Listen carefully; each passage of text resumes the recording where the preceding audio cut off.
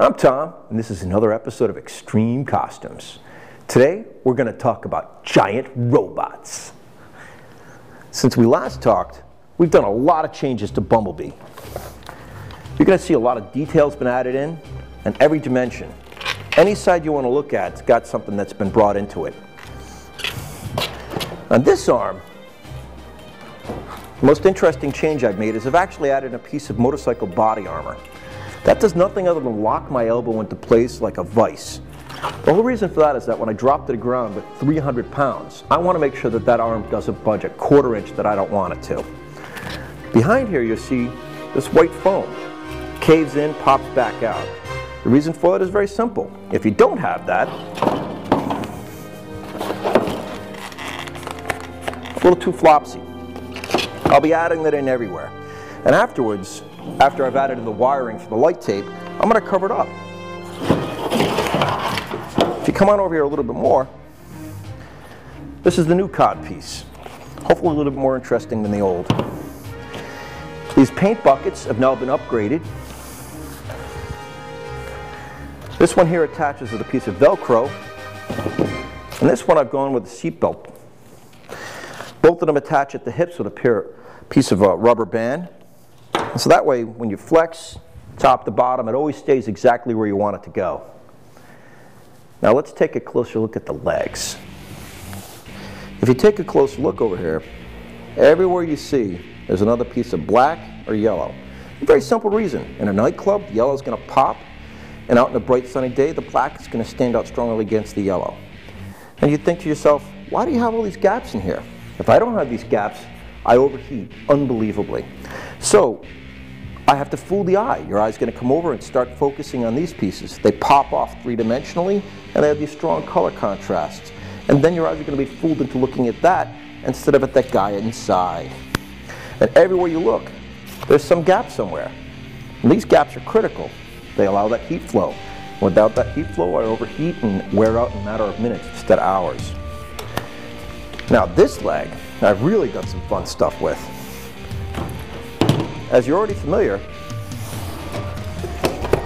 when I drop down, it drops down. But what's new and interesting? What's interesting is that locks into place. One of the things I discovered in New York City is that when I walked and the leg wobbled, every time that wobbled, that was a problem for me. So I fixed it. This latch right here triggers every time. I pull on this string, that string releases this, then the cable pulls the leg down. So, lifts up, releases, drops. Let it go, locks back into place. I had to do nothing. I like that.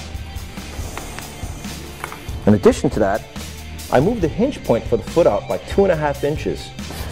The reason that this wasn't dropping into place when I was dropping under the ground was that it was hinging here.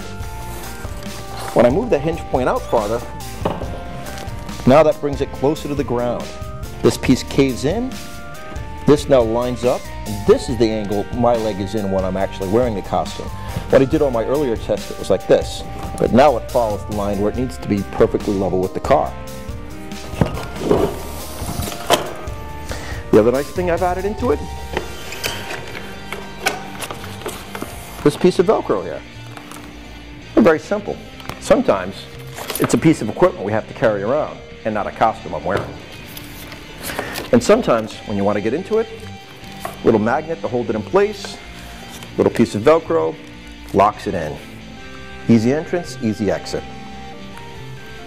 Now a costume is more than just a statue. It's not just something that's pretty to look at. It's something that can move around. Right now, I'm going to put this baby on, we're going to go outside, and I'm going to show you why my costumes are better than the other guys.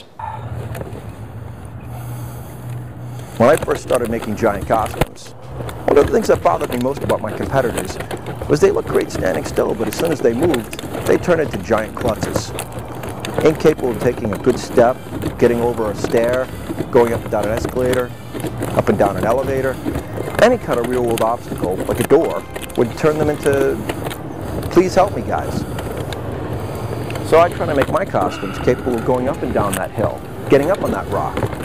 That way when I make skits, when I get my friends to be able to bring out their Optimus Prime, their Megatron, then I'll be able to do some skits with them. I'll climb on top of that giant rock and I'll blast them with a laser. And it'll look good because we'll be able to move around like you would in the real world.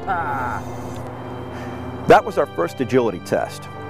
I think I've got some real good progress.